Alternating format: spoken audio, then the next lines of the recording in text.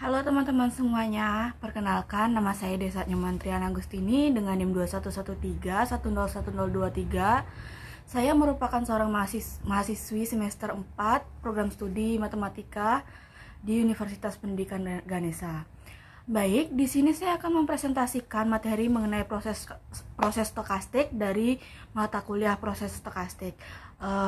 Tanpa mengurangi waktu lagi, kita langsung saja ke materinya. Baik, yang pertama yaitu mengenai definisi dari proses stokastik.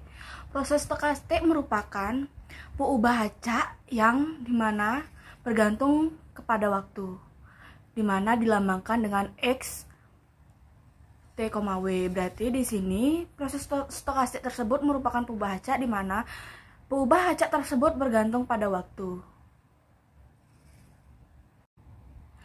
Dalam proses stokastik terdapat dua variabel, di mana yang pertama yaitu T.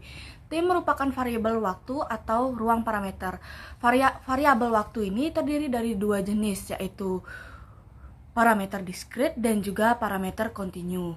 Untuk variabel yang kedua ialah W elemen omega, di mana W elemen omega ini merupakan hasil dari percobaan statistika dengan omega merupakan ruang sampelnya.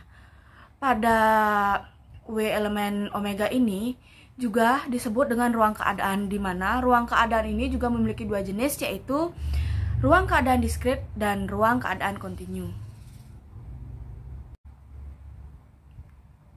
Nah, untuk pada slide ini, suatu proses atau segala proses itu pasti akan menghasilkan hasil atau output, di mana pada proses stokastik ini output dari proses stokastik itu disebut dengan states.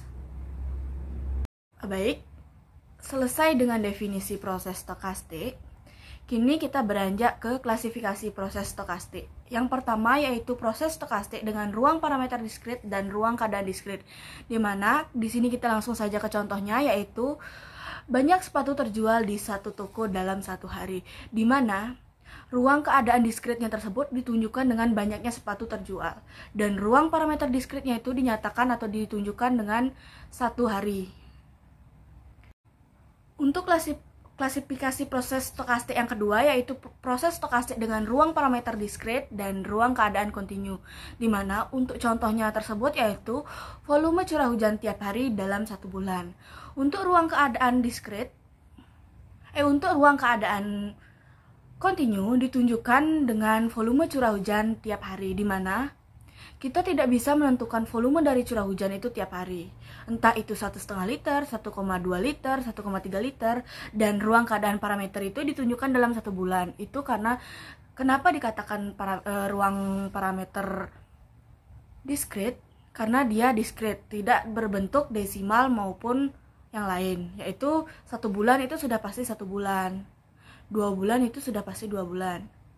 Klasifikasi yang ketiga dari proses stokastik ialah proses stokastik dengan ruang parameter kontinu dan ruang keadaan diskrit, di mana untuk contohnya yaitu banyak pengunjung toko sepatu dalam interval 0,t. Untuk ruang keadaan diskrit ditunjukkan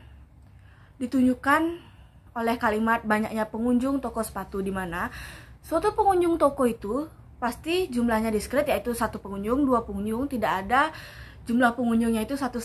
Dan untuk ruang parameter kontinu itu ditunjukkan dalam kalimat interval 0,t, di mana dalam 0,t itu terdapat 0,2, 0,3 dan sekian, sehingga itu tidak diskrit.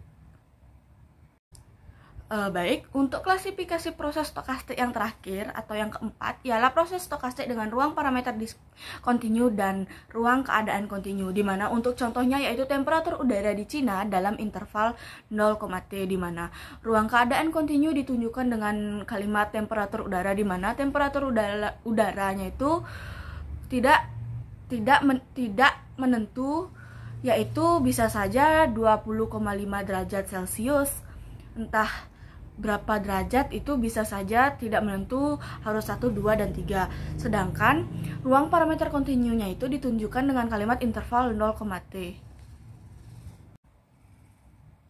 Baik, sekian presentasi dari saya. Apabila ada salah kata saya mohon maaf. Saya akhiri dengan Paramasanti. Om Santi Santi Santi Om. Terima kasih.